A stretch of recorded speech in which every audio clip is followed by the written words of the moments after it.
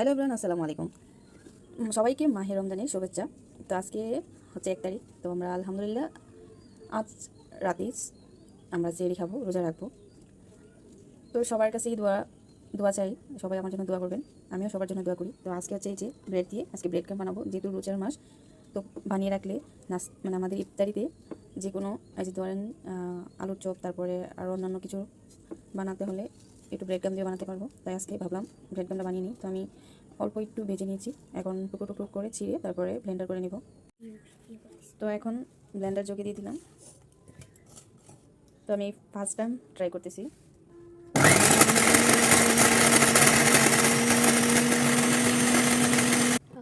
তো আমি ব্লেন্ডার করে নিয়েছি, এখন নিজেকে পাইপিনে ঢেলে নিব। তো আমি একটু এই যে এখন ব্রেড ক্রামটা ভেজে নিব। তো চুলাটা জ্বলতেছে না, অনেক কষ্ট করার পরে চুলাটা জ্বলছে।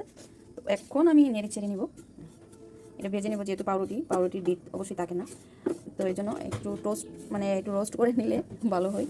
তো কথার মধ্যে কিন্তু অনেকেই ভুল থাকে, তো সবাই ক্ষমার দৃষ্টিতে আমার কথাগুলো বুঝে নেবে। এই যে দেখেন আমার গ্রামগুলো ভাজা হয়ে গেছে। তো আমার ছেলে চিলাচিলি করতেছে। তো আজ এ পর্যন্তই, সবাই ভালো থাকবেন, সুস্থ থাকবেন। তো একবার হলেও ট্রাই করবেন। এই যে দেখেন কত সুন্দর হয়েছে। তো ক্যামেরাতে এতটা বোঝা যাচ্ছে না।